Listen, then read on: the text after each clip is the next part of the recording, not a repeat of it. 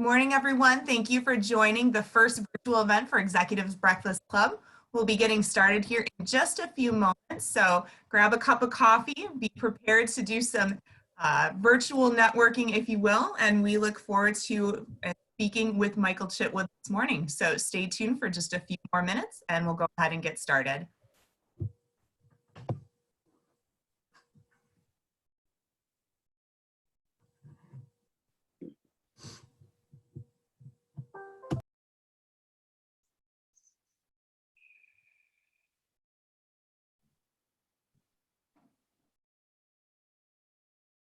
Very excited to see we are currently at 55 attendees. So thank you everyone for joining our first virtual event.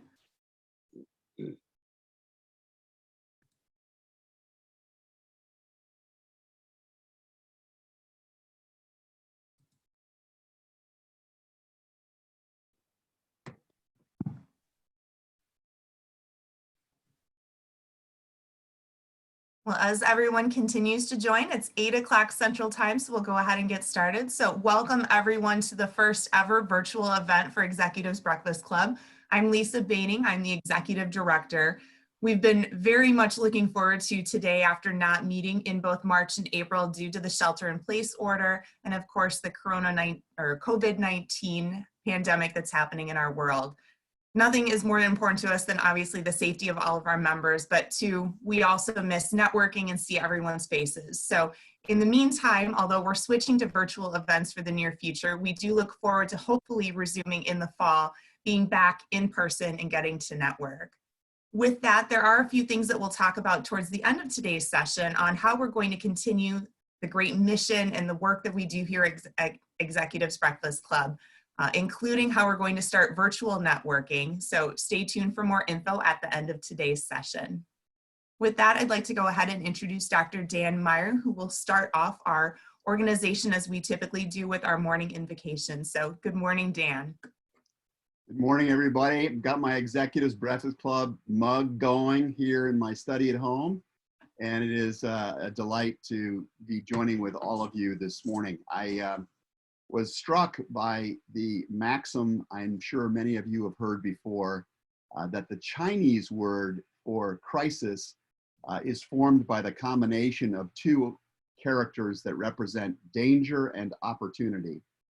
And conscious that many of us have experienced just that confluence in this time, I want to invite us into just a brief prayer as we open our hearts to the opportunities that will present themselves to us through our time together today. Let's bow our heads.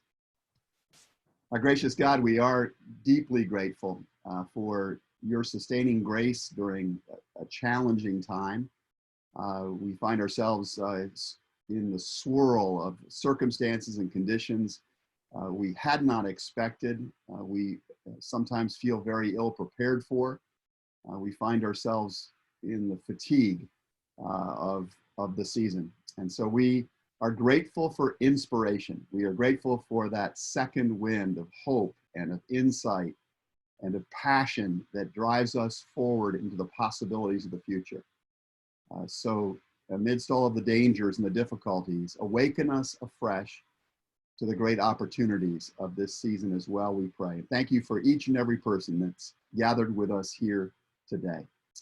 So open our hearts and our minds, we pray, in your loving name. Amen. Amen. It is always a delight for me to be welcoming and introducing to those of you who are new, my amazing partner in crime, Mary Kay Slowikowski. And I want to welcome her now to lead us into further activity. Thank you, Dan. Good morning, everyone. We certainly have missed all of you. But we'd like to let the new people know that at this point we have what is known as an icebreaker. And it's a question that we ask after we interview our guests. So Lisa and I the other day sat down with Michael on Zoom and interviewed him about these questions that you're about to hear later. But most of all, what I took from the interview was the word mentor. He has a mentor right now in Canada, and he has had mentors. And I loved what he said about mentoring. He called it a diverse board, a diverse board of people. And think about that throughout your life, how you've had different people that have come into your life and you have mentored or you have been mentored. So our icebreaker question today is, are you mentoring now, or do you have a mentor? And we'll take that one. Do you have a mentor? All right, give me one moment, Mary Kay. Our poll decided to disappear on me, so I'm going to go ahead and edit that and put that up on the screen here. So while everyone is thinking, think about our question responses are going to be no, no, but I am looking, or yes. So if you can go ahead and answer those, that poll will appear on the screen momentarily.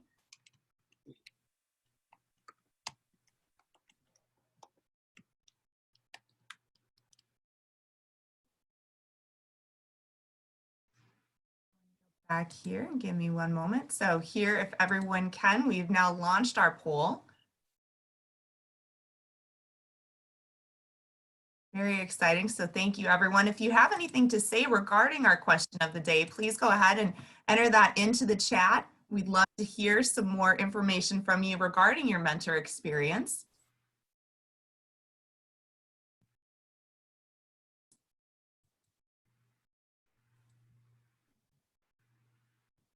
All right, we'll give it just a few more moments here. I see a few more answers trickling in.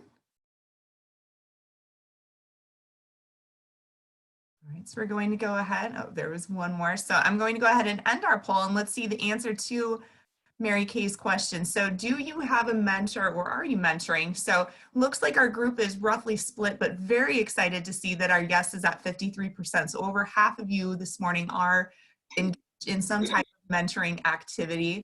Appreciate too that 16% of you are looking. And I think after you hear Michael speak today on the power of mentoring and the importance that he's found in his life, I really encourage you to reconsider that question and either become a mentor or a mentee in some cases. Look here if we have any additional comments regarding that. So I do love, thank you, Nicole, for weighing in. When I am the mentor, I find out that I get so much more in return. Another comment, I've been mentored by those with more experience, those with less, and those with no experience, but all three have been beneficial.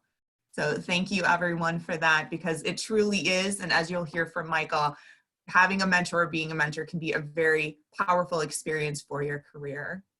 One final comment before we go ahead and introduce Michael on mentoring. Our company incorporated mentor-mentee programs for leadership. It's an 8-week program. It was a real benefit. So thank you, Renee, for sharing that with everyone. All right, so without further ado, we'll move over to our main event, which is, of course, Michael Chitwood of Team World Vision. What's interesting is working with Michael, I thought of the terms of father, son, husband, brother. Those were themes that we heard throughout. But it was also very interesting to hear Michael and how he views the world through a different frame. And that is, of course, seeing a global community of brothers and sisters that he has. Michael has felt from a young age to really make a difference in global poverty. And so through that, you'll hear more about his entrepreneurial and his visionary spirit and how really he took that idea and turned it into Team World Vision. And so what was once an idea actually morphed into 60,000 runners raising $60 million for clean water. So what an incredible story that just came from basically what we advertise, which is Michael's paradigm of privilege versus pain, which I know you're going to hear more about this morning. So with that, I'd like to go ahead and introduce Michael Chitwood. And Dan and Mary Kay, our interviewers, will be giving him a series of questions this morning to really get under the hood of Michael's leadership journey, what has brought him to today, and some of the great advice that he has to share with all of us fellow leaders. So Dan, Mary Kay, and Michael will go ahead and start our main event.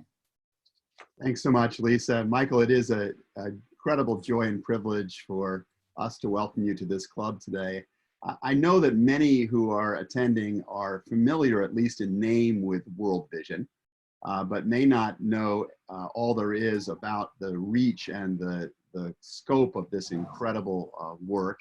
Would you just give us a little thumbnail sketch on what World Vision is all about? Sure. Well, by most or many measures, World Vision is the largest Christian humanitarian international organization in the world. We work in about 100 countries. We have 45,000 staff in those countries. About 97% of those folks are local leadership, indigenous folks from those countries. We're a federated model, so we're not just a Western-driven organization showing up in these developing countries. We specialize in relief and development. So the biggest disasters in the world, famines, COVID-19 crisis right now, we are responding all over the world in the toughest places to work, hardest hit communities with emergency response. And we do long-term development, access to safe, clean water, agricultural development, economic development, food security. We're the largest provider, non-government provider of clean water in the world. Most years, we're the largest provider of food aid in the world in partnership with World Food Program, USAID, places that are hardest hit by famine. Yeah. So that's what we do. We work to tackle the root causes of poverty as an organization. Thank you, Michael. We always try to begin with your childhood and just to see what kind of themes have run through your life and why you are who you are today. You mentioned the paradigm privilege versus pain. And I thought that was so interesting. Can you tell us a little bit about growing up and what that phrase does mean to you? Yeah, sure. Well, growing up, I had about as much privilege as a kid can have. I grew up in a two-parent home with parents that loved me, two older brothers that were my heroes. I went to one of the best school districts in the state of Michigan, had a great group of friends, a great church family. I was just really surrounded by people who wanted to see me succeed, told me I was a leader from a young age, encouraged me in all I did. The expectation in my community was that you would go to college. You know, almost all the students from my high school went to college. And so really had it pretty easy. The most pain I had growing up was a girlfriend breaking my heart, you know, something like that. But then when I was 25 years old, I lost my dad very suddenly. And that loss began to shape me. It was my first experience with pain.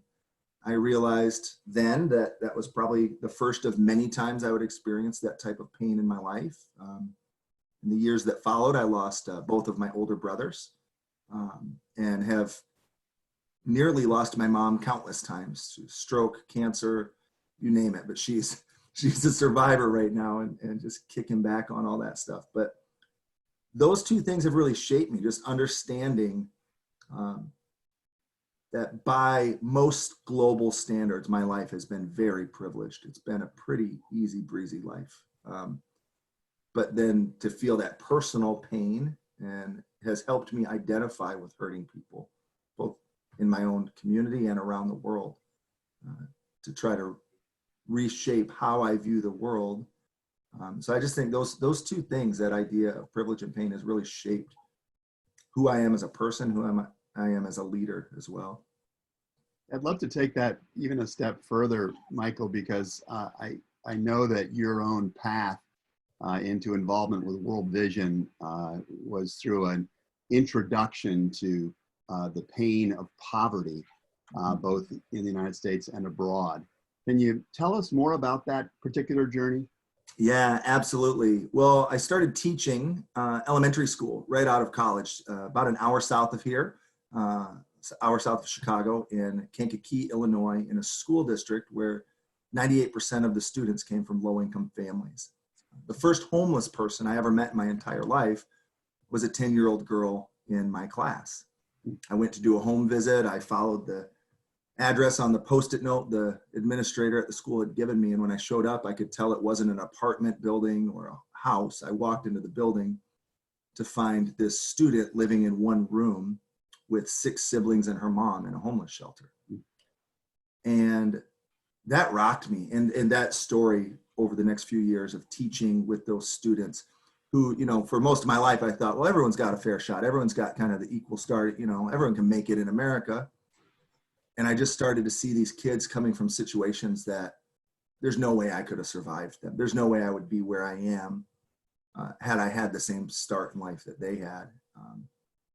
And whether it be the school system or their home lives or the poverty they faced or the danger of the streets they lived in, really shaped me. And then after my second year teaching, my dad invited me to go train teachers in Haiti with him.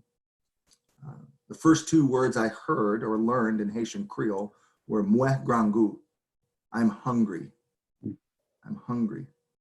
And kids in the communities we visited would eat one meal every other day on average. It was rice and beans, never meat, rarely fruit, rice and beans once every other day. Most of them had no access to safe water. Many lived on the streets, didn't have shelter over their heads. And that experience just wrecked me. I mean, I spent probably half the trip in tears and just feeling paralyzed. Like, this isn't right. This is not just, but what in the world can I do about it? And so those two things really is where God began to wreck my heart around issues of poverty and injustice.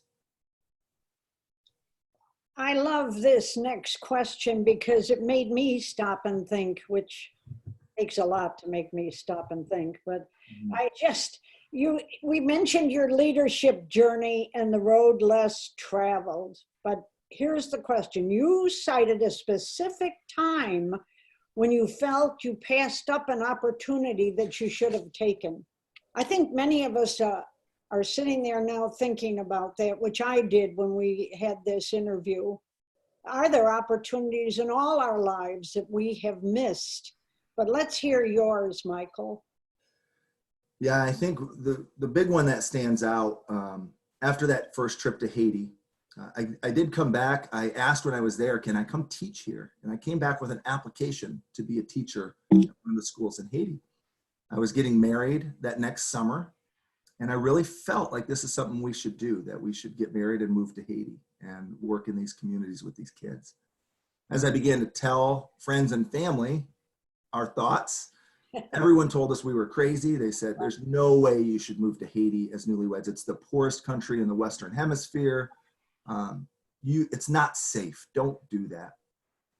And I really think I let fear get the better of me. I let other people talk me out of something I felt called to do, and I missed it. I missed a moment, and it was years before I had another shot to kind of act on that calling. And you know, I'm grateful where I ended up. I mean, it's hard to go back and say, well, would I be where I am if I had done that? But I definitely think I missed a calling in that moment, and I'm grateful I had a second opportunity later on. But that shaped me, and I think the next time it came around, an opportunity to step into something big, I was still just as scared to do it. But that next time around, I said, there's no way I'm going to let fear keep me from taking that step. I'm going to just step through fear and do it anyway. Can I just ask your words about a calling?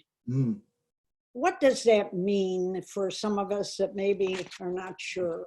Sure.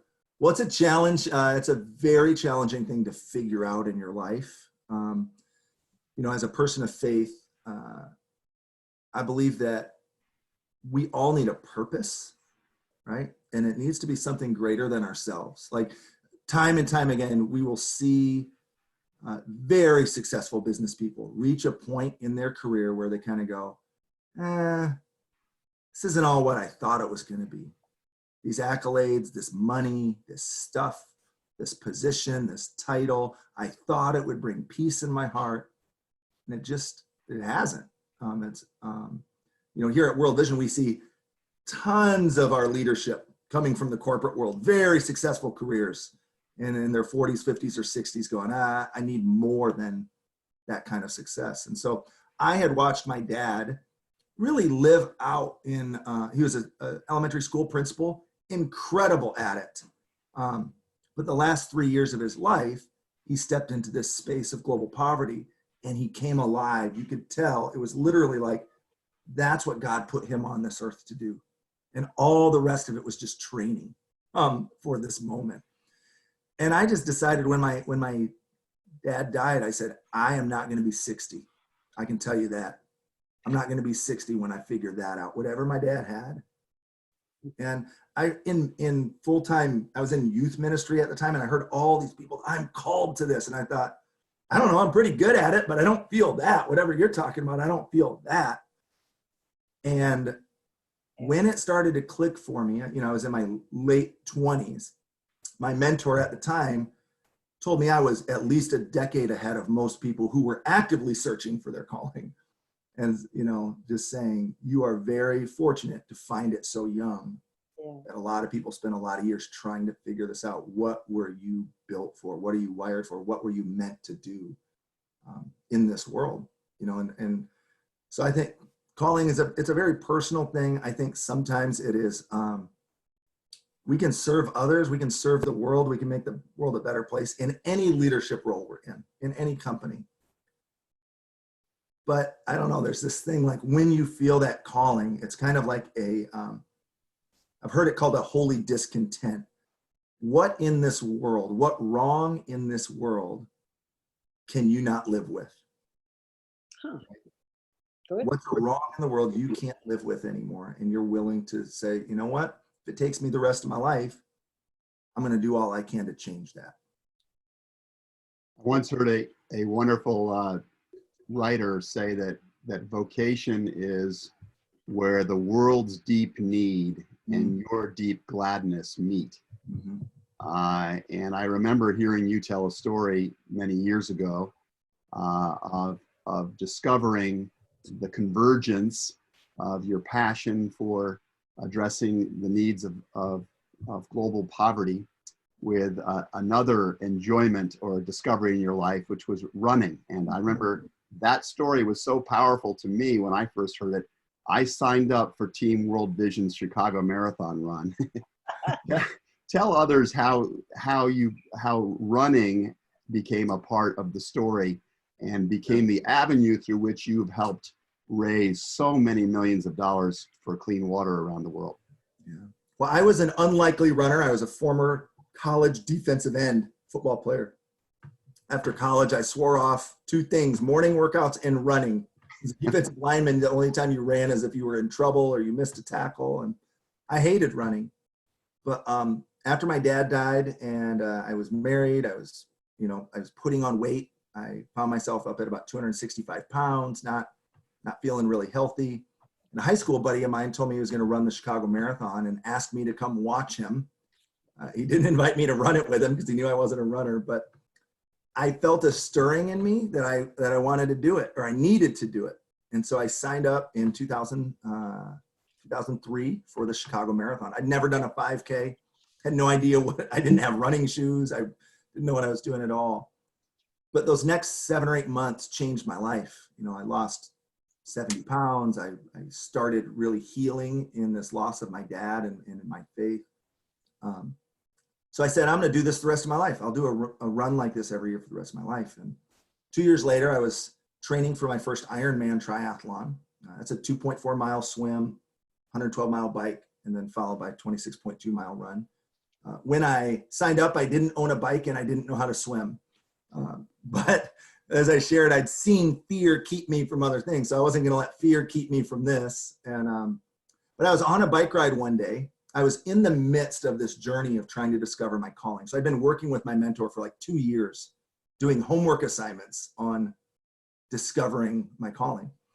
And I was out on a bike ride one day and it just hit me. Michael, you could do these races and help kids around the world. And I raced home, threw my bike in a garage, and I just started writing. And it's a pretty amazing story. My good friend, Amber Johnson, I think is on the call. She's the one that introduced me to your group. I stumbled into World Vision. I Googled who's the best at global poverty, found World Vision, and found myself in a meeting with some leaders at World Vision in Chicago and shared this idea. And it was actually Amber who had to make the decision. Are we going to give this kid a shot or not? Are we bringing him on? I remember she actually called me earlier that week and said, you know what? You don't need to drive up for this meeting. We'll do it on the phone. And I remember Amber told me later, she goes, I'd already decided to tell you, no, we're not doing this. And then you insisted to come meet in person. And we we came up, we met, and Amber's the one that gave me the shot. She said, come on board. She was my boss, my manager for a number of years, and really helped protect us. There's a lot to that story, but helped protect this little teeny startup program in this massive humanitarian organization. So yeah, we had 100 runners that first year run the Chicago Marathon. And like Mary Kay said, since then we've helped 60,000 people cross finish lines and raised over $60 million for World Vision's work in developing countries. Fabulous. Despite working in a large organization, you come across as having a great entrepreneurial spirit. And I remember when we were in the pre-interview with you, I even said to you, why haven't you even started your own business? That's the feeling I got from how you would really be so successful. But you did create a job at World Vision. And tell us how you did that. Yeah, well, when I had that vision on that bike ride, I didn't know what to do with it. I started writing all these ideas down, and my mentor at the time helped me shape them into a proposal. Wow. I actually pitched it to another smaller organization first, and I spent about 2 months trying to meet with them. It was the organization I'd been to Haiti with. My dad had worked there. My childhood pastor's wife started the organization. So I had all these ins, and it just made sense that's where I'll be. But they just could not, they're like, running marathons for kids on the other side of the world, this doesn't make any sense. The only marathon charities at the time were really medical research-based charities. So Run to Fight Cancer, Run Against Lung Disease. There weren't any international organizations in that space. My best friend said, you got 2 choices. Start your own nonprofit or find the best one out there and partner with them. And so I started down both roads. I started doing all the paperwork to file for a 501c3. I knew I wasn't going to start the work in these countries. I would just start the fundraising and then give it, as grants to other orgs. But then that's when I Googled World Vision. I didn't know what to call it. I just Googled child sponsorship. I found World Vision. And that's, that journey was challenging. The first person I met with at World Vision said, I love this idea, but why should we do this, right? We get good ideas all the time from people, but what if it doesn't work and we spend all this money to hire you? I was raising my own support for a ministry called Youth for Christ at the time. I said, I'll tell you what if I raise my own salary? What if I raise enough money for the organization to pay me? And that takes the risk out of your hands. And, I just kept pushing, and I actually started with a 9-month contract that took me up to 1 month before the marathon actually happened. So I didn't, I remember clearly standing in the kitchen with my wife crying, both of us crying. We were both finishing grad school for a master's in social work down at University of Illinois, Urbana-Champaign. We had plans to move to Chicago maybe 4 or 5 years down the road. And here I am saying, I think I'm supposed to pursue this job. They're going to give me a 9-month contract. We're going to move to Chicago based on that and see how it goes. So that's really how Team World Vision started. And like I said, it really took people saying, yeah, we'll give you a shot, and grateful for those people like Amber who said, you know what? And Amber was not a runner. She actually took almost 15 years to get her to run a marathon, but she finally did a couple years ago. We love Amber. Yes. We sure do. Michael, I know that alongside of Amber, you've had some other really important voices in your life. And one of your executive coaches shared with you some time ago what you call the talent versus trouble spectrum or continuum. We were intrigued by that. Would you tell us more about that? Sure. Yeah. So I just started this past October working with an executive coach. I didn't know what that even meant. My mentor works with the same executive coach and recommended her and said, really think you should do this. It'd be great. So I just jumped in. I didn't know what that was going to look like, but it's been amazing. First of all, we meet once a month. It's been really helpful to my leadership development. But she and a friend of hers developed this idea of the talent trouble spectrum, and it made sense to me immediately. So she basically, the theory goes like this. If you're talented, you are also trouble. If you're talented, you are also trouble. And you get points for being talented and you get negative points for being trouble. So your points for talent can be a positive 1, 2, or 3. So if you think on a scale, you're a +1 in talent, you're a +2 in talent, or you're a +3 in talent. And in trouble, you get a negative score. If you're a 3 in trouble, you get a -3, a -2, or a -1. Okay, so this is my talent, this is my trouble. You want to net out positive. You can't net 0. So if you're a 3 in talent, you can't be a 3 in trouble. If you're a 2 in talent, you can't be a 2 or a 3 in trouble. But she said, listen, talent is trouble. You're not going to find a 3 in talent and a 1 in trouble. That's not how this talent trouble thing works. The most talented people are trouble. And what does that mean? I mean, it means you're pushing against the system. The organization doesn't move fast enough for you. You don't like this policy. You don't like that bureaucracy. You're going to change this or change that. You're going to frustrate your manager and your leaders. And but you got to make sure that you keep those things in check. If you're only a 2 in talent, you need to be aware of that right now as it relates to your current role, your job. Because if you start becoming more trouble than your talent brings to the table, you know, I'm watching the Michael Jordan documentary right now. I'm not a huge sports fan, believe it or not. I don't even watch sports, even though I played football my whole life. But this documentary is fascinating. Dennis Rodman, if you follow basketball at all, Dennis Rodman is a clear example of the talent trouble spectrum. He's one of the most talented basketball players to play the game, but he was trouble to every team he went to, right?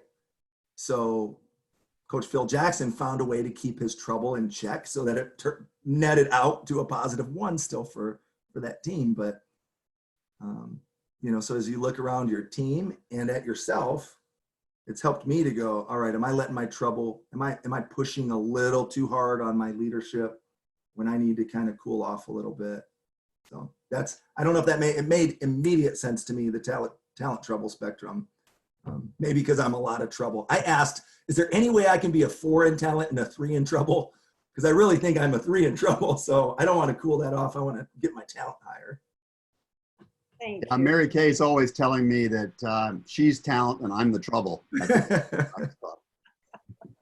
Perfect.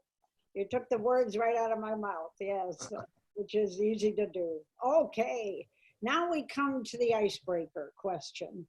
And this will give people a little more thought about how they might get into answering more on mentorship.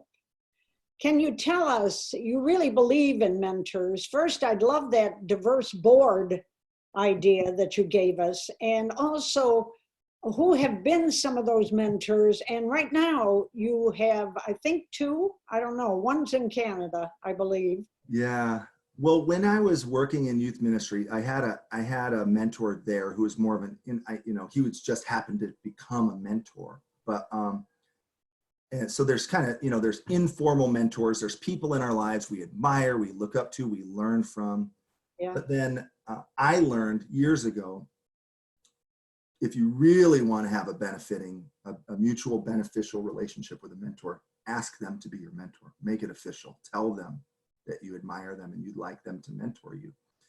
That's a scary, scary thing. I remember the first few times I did it, it was like worse than asking someone on a date. You're just like, they're going to think I'm weird. They're going to, what are they going to think? I'm asking them to mentor me. And then kind of find out most great leaders have been asked to be mentors before, and they may even have an idea of what that looks like. So I have multiple people I would consider mentors in my life. I tell them they're a mentor to me, but we're not in a regular rhythm of mentorship.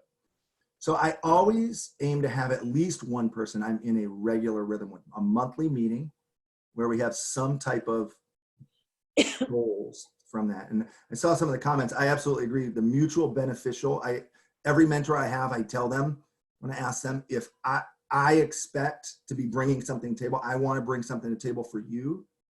And I hope this winds up being mutually beneficial, because if it's not, we shouldn't be doing it. But, so yeah, years ago, the first person I asked was a guy down in Champaign who was a real estate broker. And we started having breakfast once a month, and he mentored me. And then when I moved to Chicago, I was I took a huge swing at a mentor. There was a guy at the time who was leading a big organization called the Willow Creek Association. He is now the CEO of Compassion International, a guy named Jimmy Miato. We had a dinner together with a big group, and I reached out to him and asked him if he would consider mentoring me, and he said yes. That lasted about 4 or 5 years until he moved to Colorado and took this new role. And my current mentor is actually the CEO of World Vision Canada, a man named Michael Messenger. And he's been mentoring me we've been in a mentoring relationship for about 3 years. And I also think you can have mentors in different areas of your life. So some people have a spiritual mentor and a business mentor.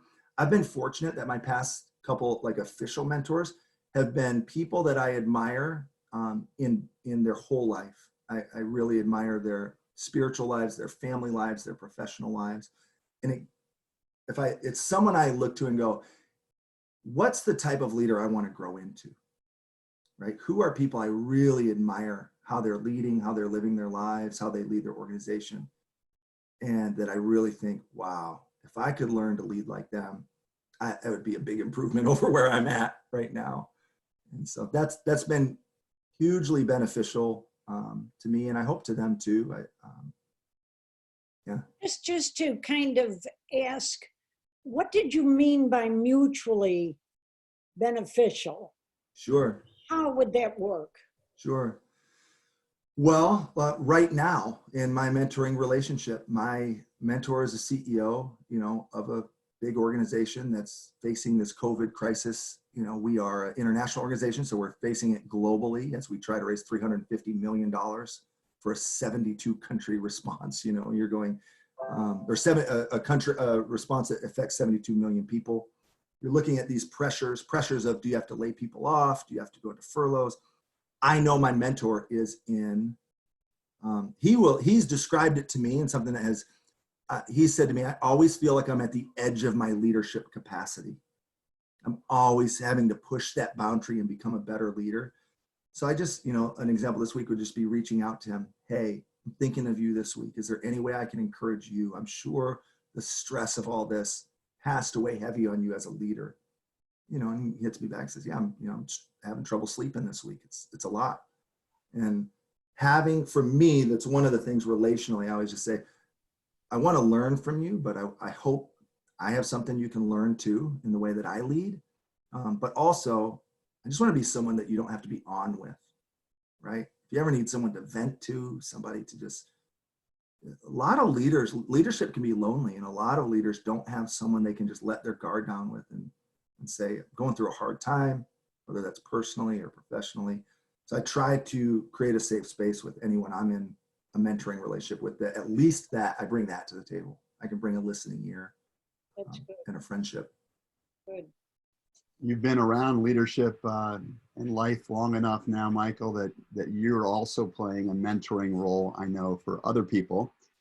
And you had a couple of younger colleagues who I understand interviewed you for one of their academic courses and wanted to discover what you understood to be the root of success. You had been a person that had achieved a lot of success in developing an organization.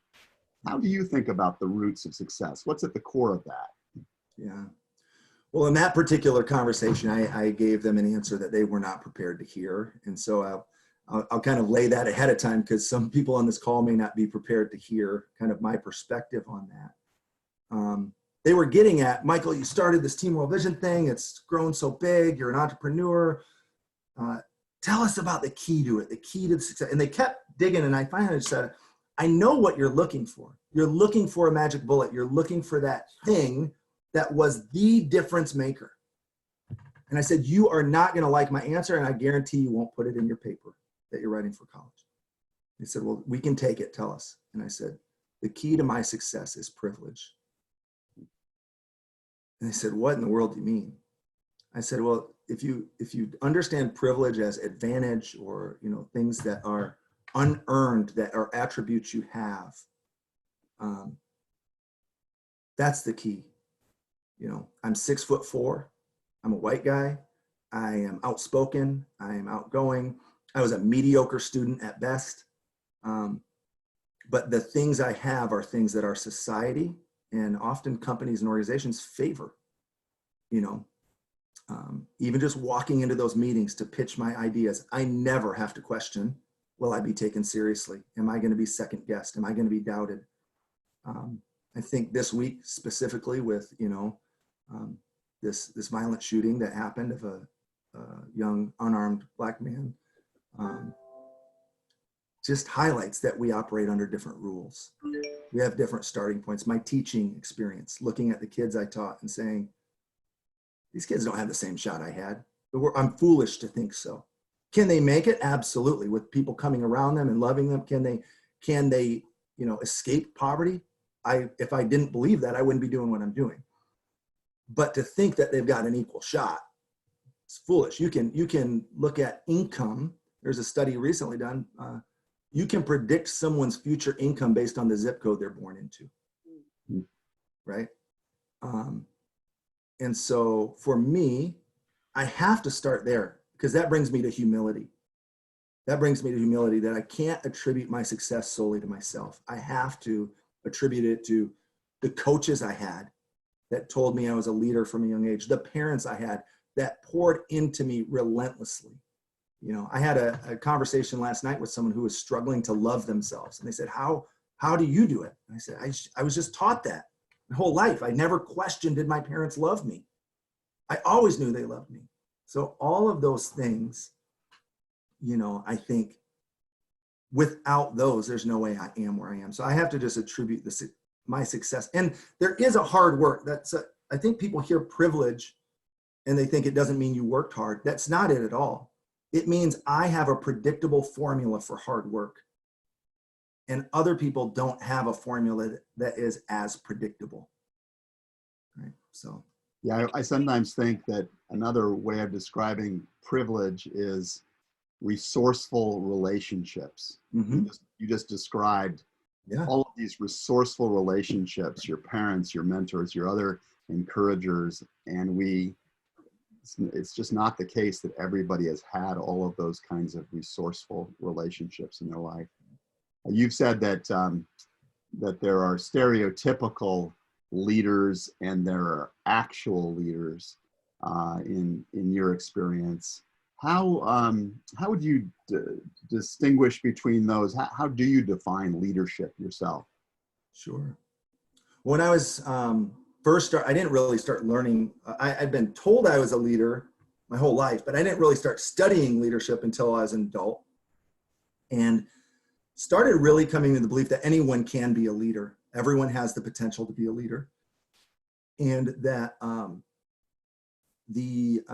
my wife is doing her PhD right now in organizational leadership, and I keep forgetting what the theory is or the name for this, but it's this idea that that people have it in their mind what a leader, the attributes of a leader. You know, they are outspoken, they are clear decision makers, they're this, they're, you know, there's this, and we all have kind of a bent in our mind what that leader looks like, sounds like, acts like. You know, oh, I think it was Amherst, implicit leadership bias theory. Yeah, I think that's it.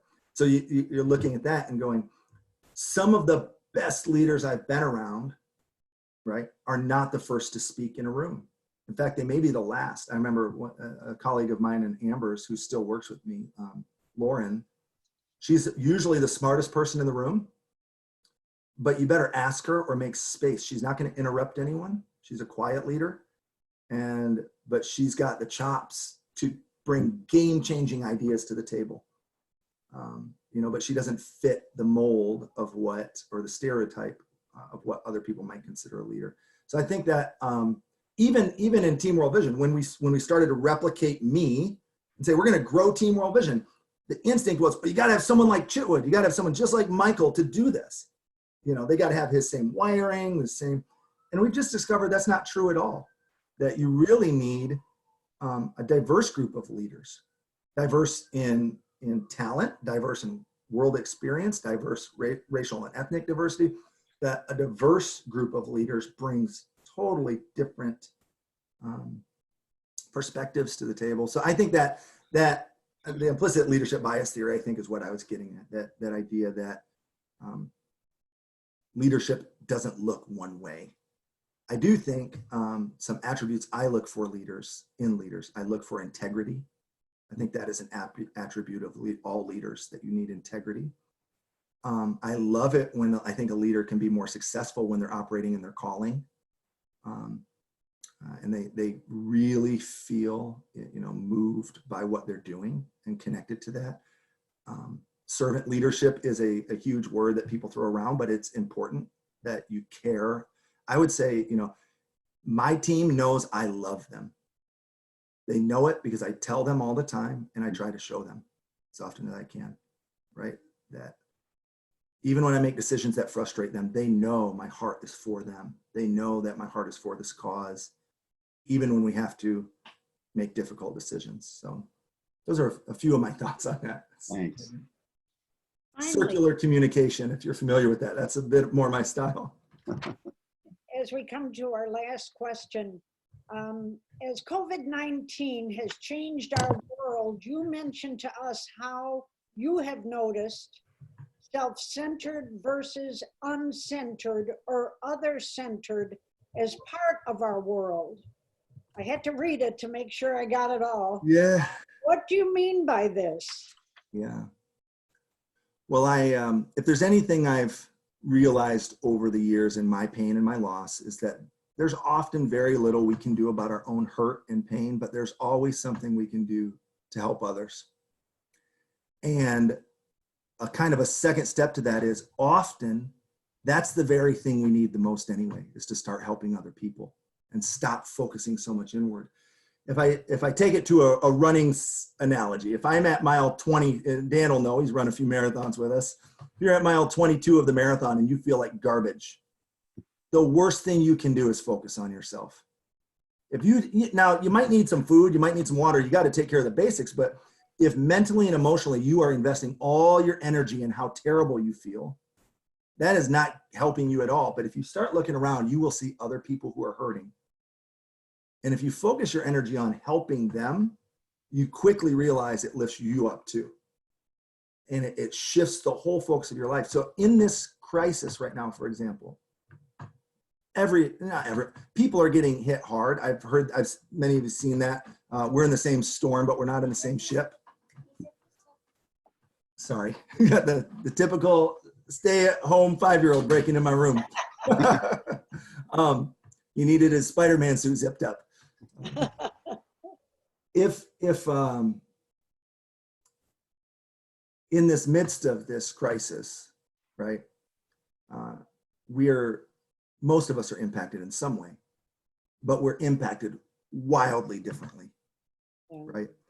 Some of us it's discomfort, some of it's life and death. Some of it's we got to work from home. Some of it's we don't know how we're going to pay mortgage next month. So that's that analogy. We're in the same storm, but we're not in the same boat. People are in different boats right now, very different situations. I was shocked for someone who considers myself others focused. I was shocked at the self-centeredness, how quickly it comes in. How quickly I start worrying about things that haven't even happened yet. What if I lost my job? What if I got laid off? What if I couldn't pay my rent? What if someone in my family was?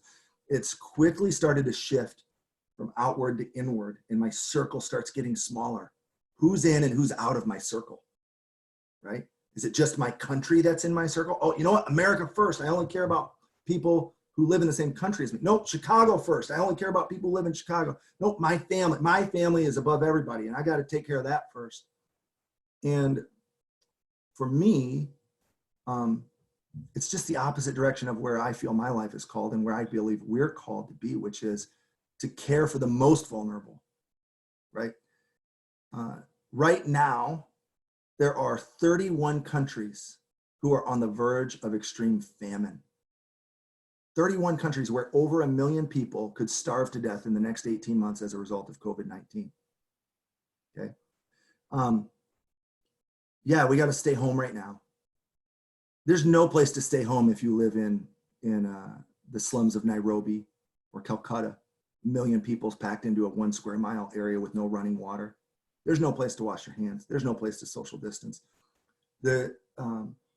Just here in the city of Chicago, the disparity has been I mean, you've all read the newspapers, I'm sure, that while Chicago is only made up, 33% African Americans, 70% of the COVID deaths have been from African Americans. Yeah.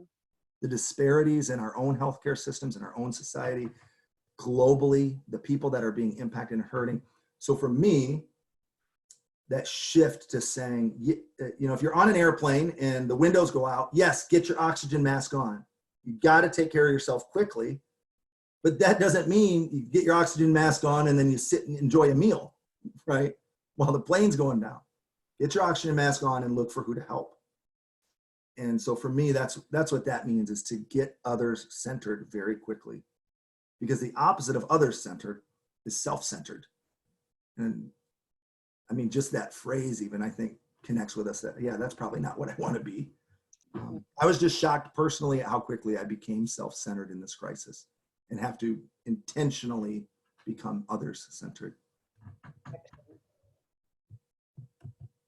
Well, Michael, thank you so much. And as you, Mary Kay, and Dan can see, our chat feature has definitely, for lack of a better word, been blowing up throughout today's discussion with several questions, which we'll move into now. So for those of you new to the EBC format, typically we would be able to have everyone stand up and introduce themselves, give a quick little introduction about their company. But in the interest of course, being on Zoom today with so many participants, so thank you everyone for logging in.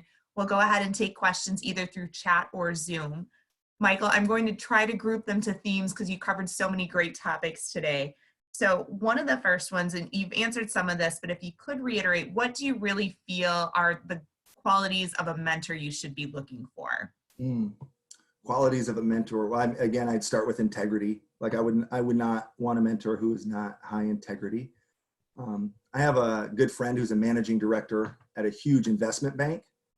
And I've asked him in his company, I said, do you see anyone in leadership that you want to be like? That's 10, 15 years ahead of you that you say, yep, that's the type of human being I want to be in 15 years.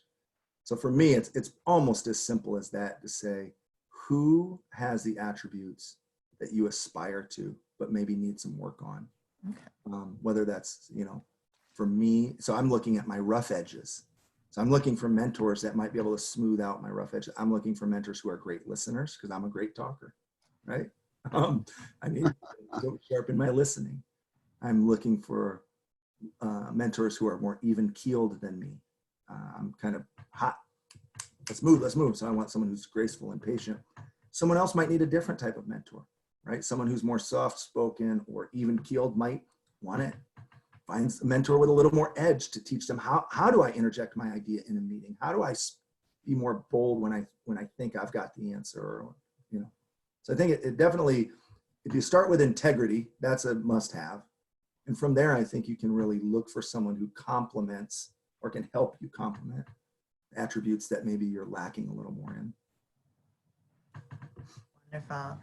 All right, so going back, I'm going to ask a few questions regarding, I would say, poverty and some of your experiences with that and opinions. So one of the questions that came in while you were talking about your students, especially the 10-year-old who you visited that was homeless, what are some lessons that maybe you've learned from your students, since learning is a two-way street? Yeah, I'm at the advantage that I'm friends with most of those students on Facebook. I've had the privilege to stay in touch with them. It's great. They were 10 when I was their teacher, but I was only 21. So, those kids they got kids now. Some of them have kids older than my kid. I mean, one of the greatest lessons, I think, is they taught me about my privilege. They just destroyed my worldview of, we live in a meritocracy that teaches you from a young age, everybody's got a fair shot, hard work pays off. If someone isn't successful in life, it's their own fault.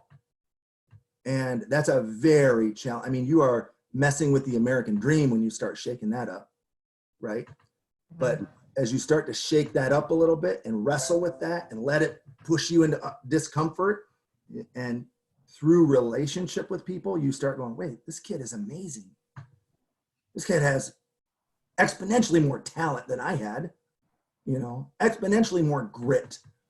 What are you gonna do when you go to a school system that 3% of the kids read at grade level?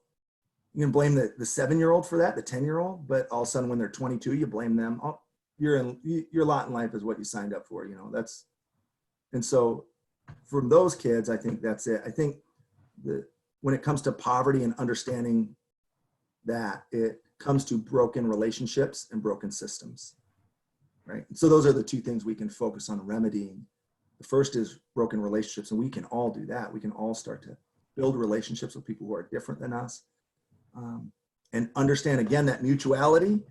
You don't mentor a kid or tutor, sign up to serve at a homeless shelter and think you're the one benefiting everyone. You need to enter into each of those relationships in a mutually beneficial mindset.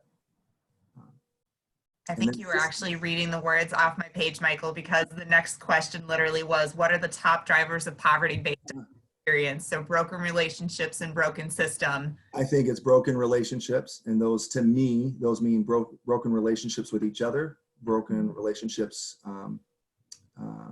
with our planet, with creation, and broken relationship with our Creator. And so, depending on your faith background, that might mean different things to you. But I think broken relationships is, one simple one. There's a great Bible verse that talks about, we all know, love your neighbor as yourself, right? It's the golden rule, right? Treat others the way you want to be treated. Love your neighbor as yourself. But there's an even more powerful scenario where Jesus was talking about loving people like they're your family, right? How do I love someone else's kid the same way I love my own kid? I have a 5-year-old son. I would turn over heaven and earth for him. How can I begin to adopt this worldview that there's no such thing as other people's kids? If there is a child living in a violent circumstance, I need to care about that child. It's impossible. I'm going to admit it's impossible to love that kid the way I love my son as a human being. But if I can start thinking of the world through that view, that child that has to walk to get water that isn't safe, that mother who's a refugee fleeing war and violence, that's my sister. What would I do for my sister, right? How would I respond if that was my child? And if I can respond both locally and globally to people in broken circumstances. So that might be the third one: broken relationships, broken systems, and broken circumstances. Right. And speaking of your faith, we had a few questions about that. First off, have you always been a man of faith? And if not, how did you come into it? Yeah. And then second, when your faith wavers, how do you get through that? Sure. I was raised in a Christian home. I was raised in the church. I don't remember a time when faith wasn't a part of my life. But I do remember times when I was ready for it not to be. I would say when my dad died, my faith was shattered, right? I had been taught, coming up fairly privileged and pain-free life, pretty easy, hey, God is good, look at all I got, there's no reason to doubt that God is good. When my dad was laying in a hospital for 3 days in a coma, and I fully believed through prayer he would sit up in that bed and heal. When he didn't, it shattered my faith in the goodness of God.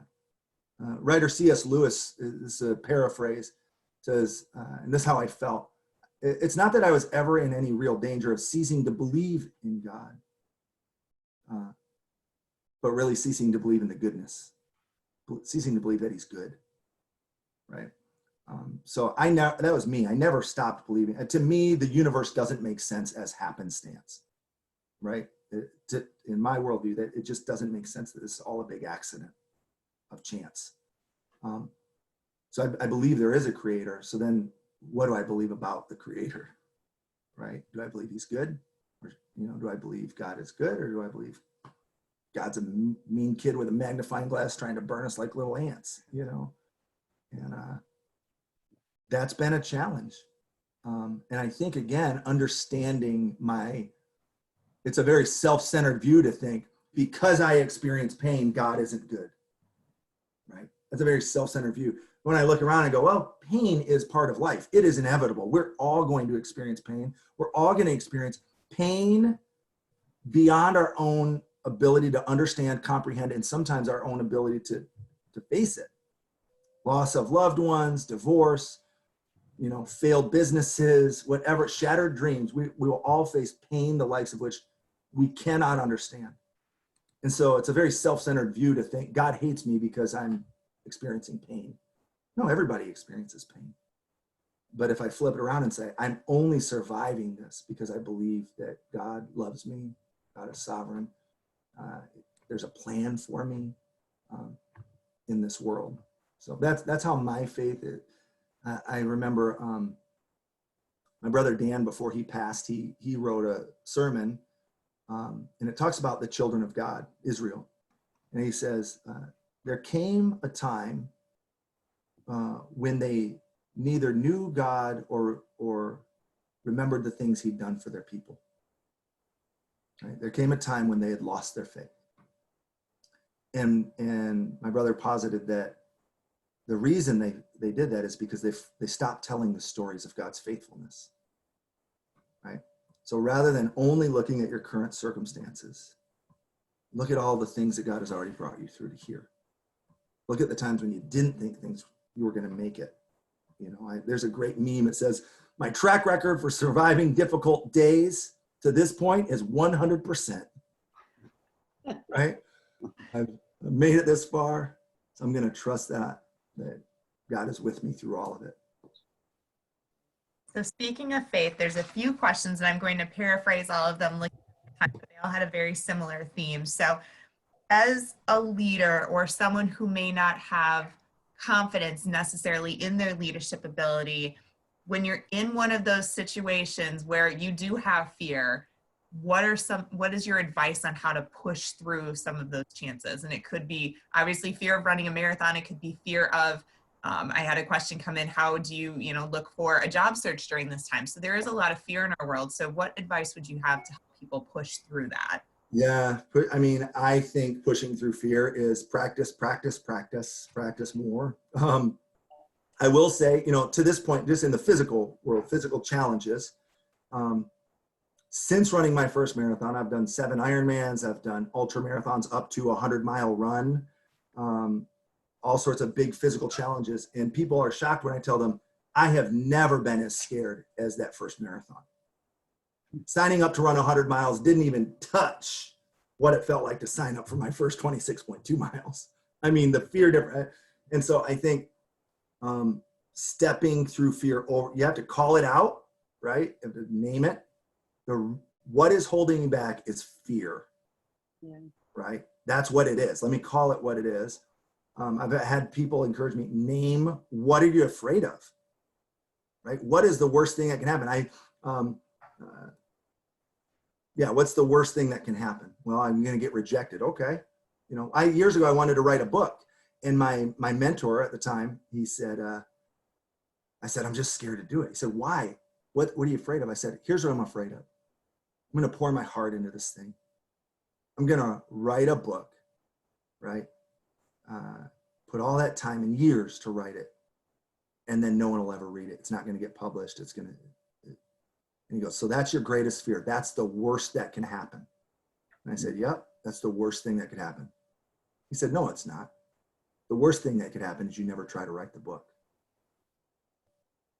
And that just stuck with me, right? Is to what is, whatever it is, what's the worst that can happen? Yeah, still not as bad as not, as the regret you'll have of not trying that thing. So I wrote a book.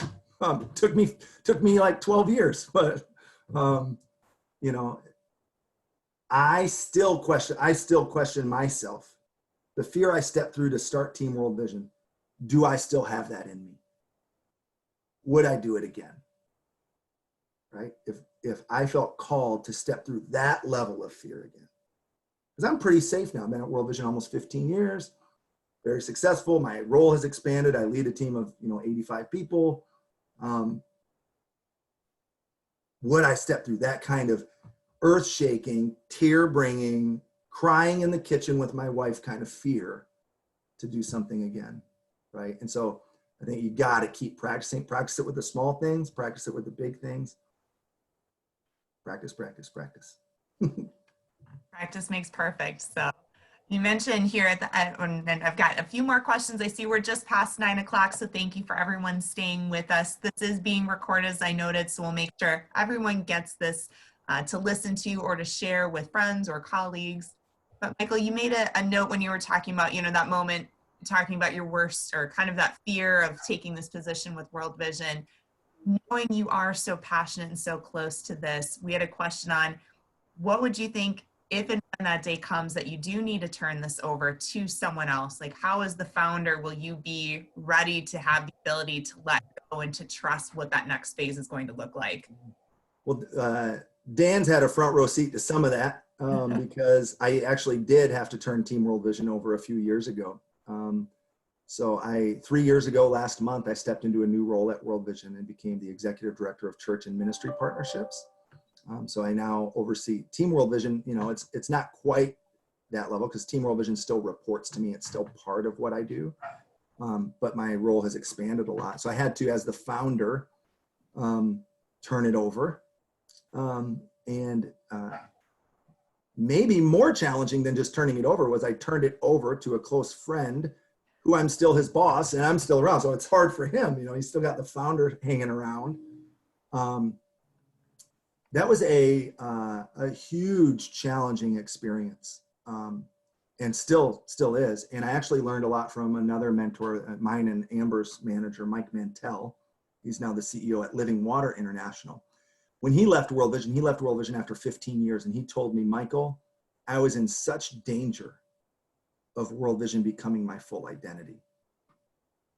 And I would say a few years ago when I had to step out of my role at Team World Vision, it was painful because it felt like a part of my identity was being ripped away.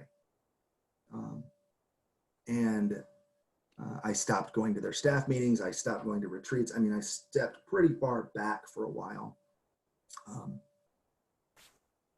So yeah, I don't know if that's answering the question. It's painful. It can be really hard to step away from something and hand the reins over.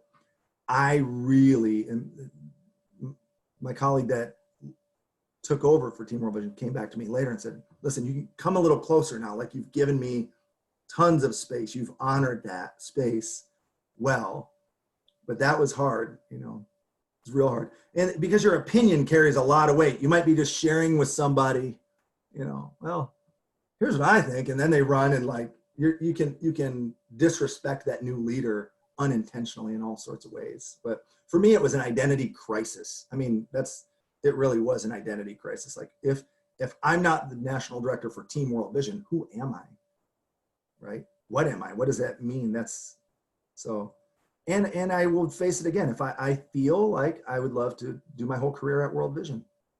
World Vision has wrecked me for this calling because I believe World Vision's work around the world is incomparable in scope, scale, and sustainability. The quality, the reach, I believe it's incomparable.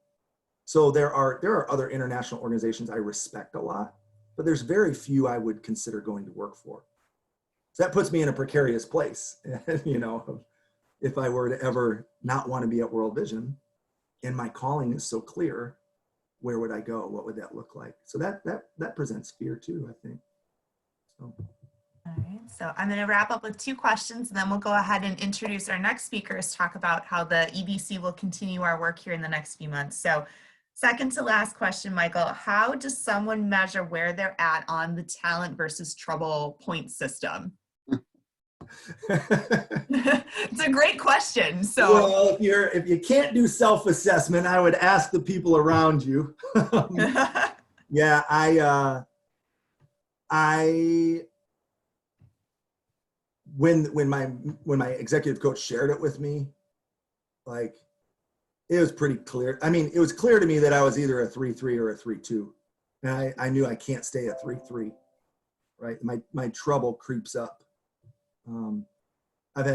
Michael, World Vision's never going to move fast enough for you. You're always going to be frustrated with how slow things move in a big organization. You're too fast-paced. You're too entrepreneurial to operate in this big behemoth.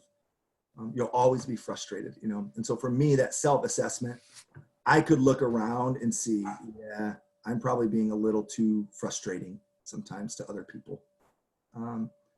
that self-assessment. I do think so. Our organization does mid-year reviews. So I just, with each of my direct reports, I told them I wanted to spend equal time on feedback to me. So I said, I want to share some feedback with you. I gave them questions ahead of time. I said, I know it's hard to share with your direct manager, but I want to hear, I need critical feedback. You know, in the public speaking space, one of the worst things someone can tell me, it's not a terrible thing, but one of the least helpful things someone can tell me is, great job. You knocked it out of the park. Way to go. Right? It's nice to hear, but it provides me with zero help to get better. So when I'm doing public speaking, I usually will find some people I can trust, say, listen, bring it. Tell me what I need to change, how I can make that better. And so in my work, in my talent trouble space, I need people to say, you need to dial that back, Chitwood. You need to cool off. Listen, when you shared that in that meeting, did you notice the whole room went silent? Everyone else clammed up because they felt like they couldn't share their opinion, you know, because you were just a little over the top with how you shared yours, or, you know. So I think you have to have other eyes on you, both peers, people who you lead, and people who lead you. You've got to ask for that feedback, you know. Yeah. All right. And our final question, I'm going to combine two of them because they're somewhat similar. When you're looking at leaders, what are specific qualities that you're looking for?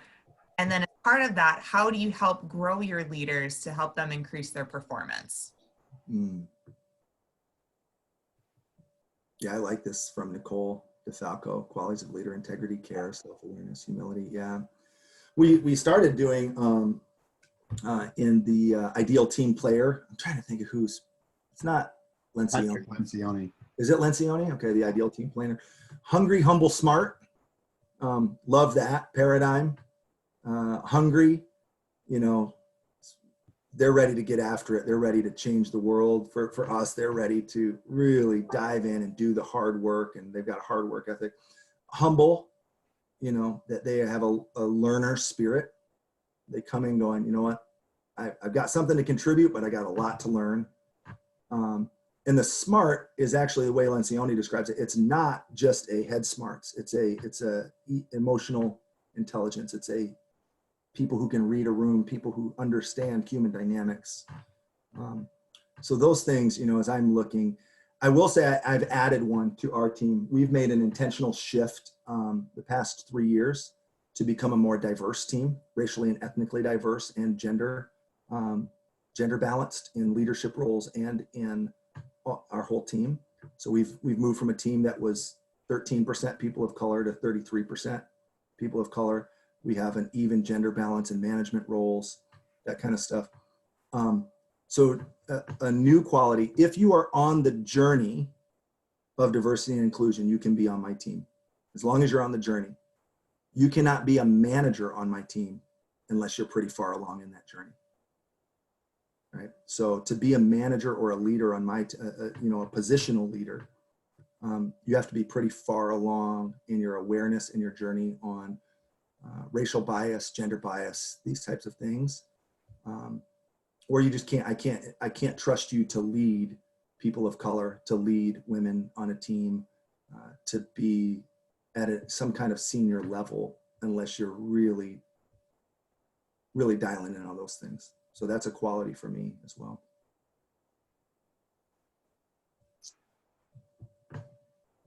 Sorry, work from home challenges. I have a dog who's barking, so I apologize for the on and off. So I'm with the Spider-Man suit today with you too, Michael. So thank you everyone for all of the great questions. I know there's a few more in there, but I also want to be respectful of everyone's time, especially Michael's, as I know he's got a very busy schedule. So thank you so much. Thank you, Dan and Mary Kay, for doing our interviews today.